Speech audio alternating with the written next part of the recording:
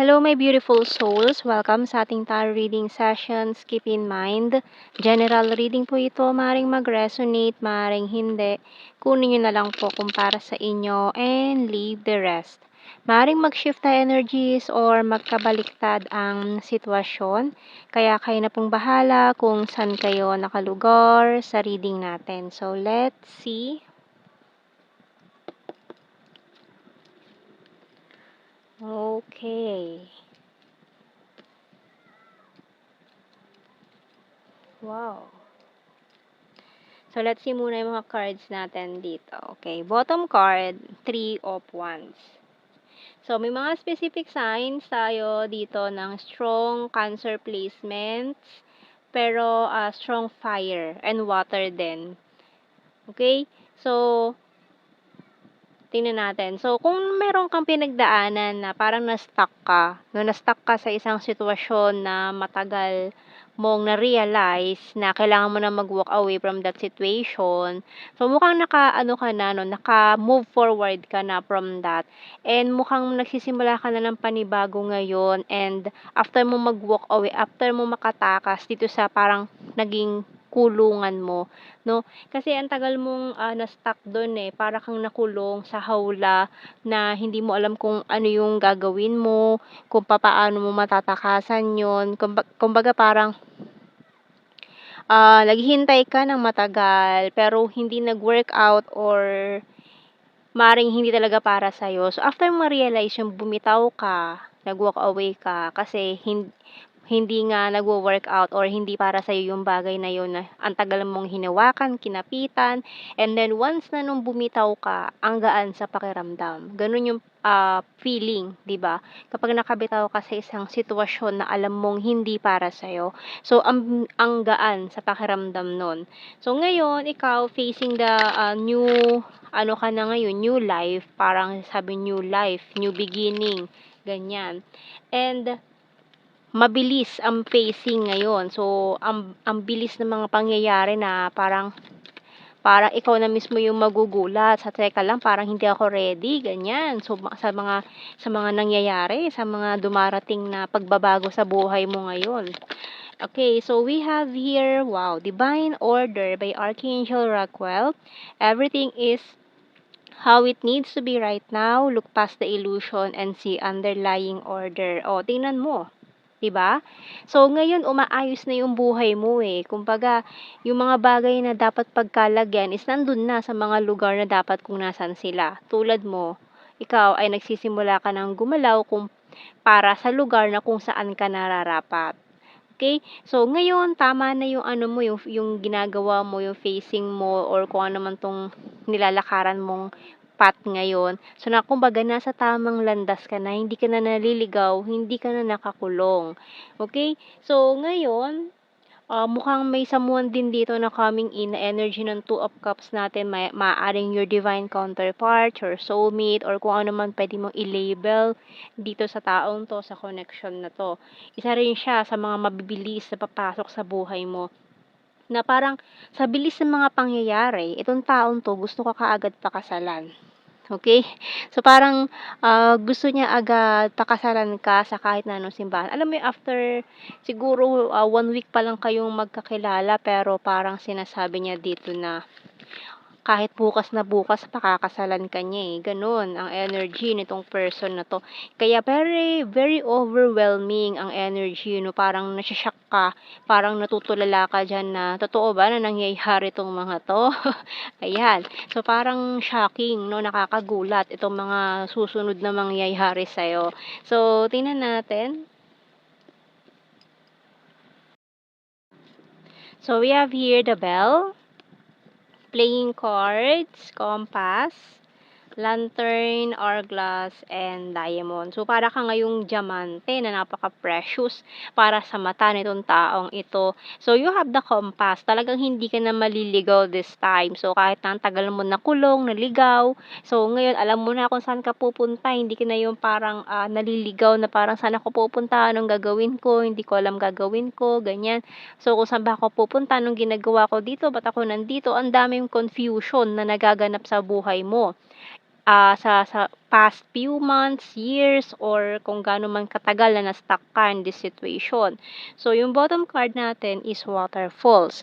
So, marami kang iniyak talagang overwhelming or itong mangyayari sa'yo is puwede kang magkaroon din ng tears of joy, ganyan. So, dati kumbaga yung iniiyak mo dati is dahil malungkot ka, dahil sa mga nangyari sa buhay mo na hindi maganda kaya ka umiiyak. So, this time ang iiyak mo na ngayon is tears of joy dahil sa mga mangyayaring ito sa buhay mo na coming in.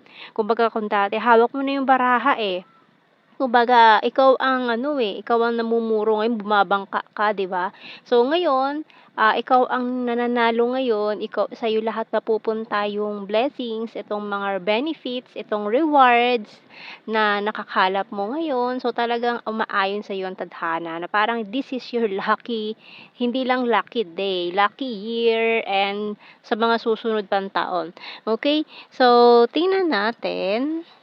Kuha tayo ng mga messages natin sa tarot messages, oracle cards, more about this reading or messages from this person na maaaring coming in about this. So, talagang very, very soon, manonotify ka. So, with the bell, talagang manonotify ka. May kumbaga, hindi naman siya unexpected na biglaan talaga. No, may mga signs kang makikita. We have here, kasi ito nalampasan mo na 'tong mga struggles na 'to, The struggle is real.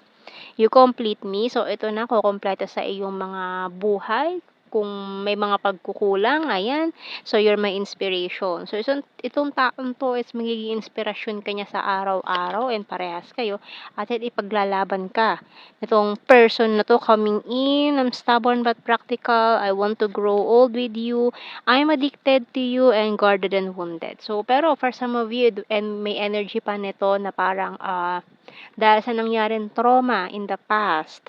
Pero itong taong 'to is talagang willing siya na maghintay or alalayan ka. Can you forgive me? So, may mga energies din dito na maaaring itong taon 'to may past din kayo na hindi naging maganda or nagsimula kayo sa hindi maganda, kaya gusto niyang humingi ng tawad doon sa mga, misunderstanding na nangyari between you and this person. So, kuha tayo ng blue card dito. We have here, deception, past life, lover, and family. So, umangat pa 'tong isa, kunin na rin natin, all strings attached. So, ayan, 4 na cards dito. So, maaaring, kayong dalawa talaga ay naka-connect sa isa't isa, nakatali kayo sa isa't isa with this parang yung tinatawag na red string of faith, ganyan. So, maaaring yung simula ninyo nitong taon 'to is nagsimula sa deception. So, mga information na hindi naman totoo. Kumbaga, yung simula niyo is parang fake. For example, kayo ay nagpanggap na magkarelasyon para may pagselosin na iba. For example lang yun. Okay, so pwede rin naman na ibang storyline na kasinungalingan ang naging simula ninyo nitong taong 'to or parang hindi totoo hanggang sa nalaman niyo na true feelings na pala yung nararamdaman niyo sa isa't isa.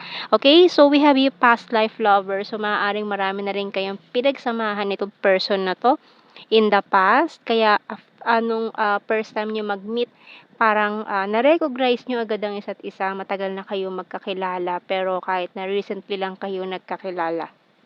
Kaya yung energy na yun very overwhelming after parang kahit saglit lang kayo magkakilala is, gusto ka na agad pakasalan nitong taong 'to. Although parang sinabi niya 'to as joke, pero totoo yun. Okay, maaaring sinabi niya yun joke lang tapos pero deep inside totoo yun na yun talaga yung nararamdaman niya. Okay, so tingnan natin sa general signs and the messages natin dito. We have here travel. So, maaaring magkakilala kayo during travel or after maging kayo, marami kayong travels na pagsasamahan. And we have here from Visayas, Leo sign. And soon, ayan, very soon. Kung hindi pa 'to nangyayari, very, very soon. Ayan, we have here sweet and sarcastic. So, maaaring mga characteristics nyo, flower farm. So, maaaring mag-meet kayo sa isang flower farm or meron kayong memories together sa mga ganyang lugar. Good heart, plastic person. So, mag-ingat sa mga plastic. Ayun nga, parang nga kasi yun sa simula nyo, parang plastic, parang hindi totoo, parang fake. Ganyan. So, isipin nyo fake lang yun. So, we have here, quiet person, responsible, high expectations, from South PH, runner card, neighbor, and confusing. So, itong confusing na nangyari sa buhay mo, nalampasan mo na to, no? So, ngayon, i-embrace mo na itong new beginning na paparating sa'yo and very promising ang mga mangyayari. Nakakagulat, nakakakaba, pero ayan, para sa'yo yan. And i-accept mo lang kasi ang tagal ng nag-suffer ka from the past few years, ganyan. So, deserve mo naman na this time, ipamper ka naman. So, yan ang ating reading, my beautiful souls. Thank you for watching. Take care and God bless. See you in our next reading, guys. Bye-bye.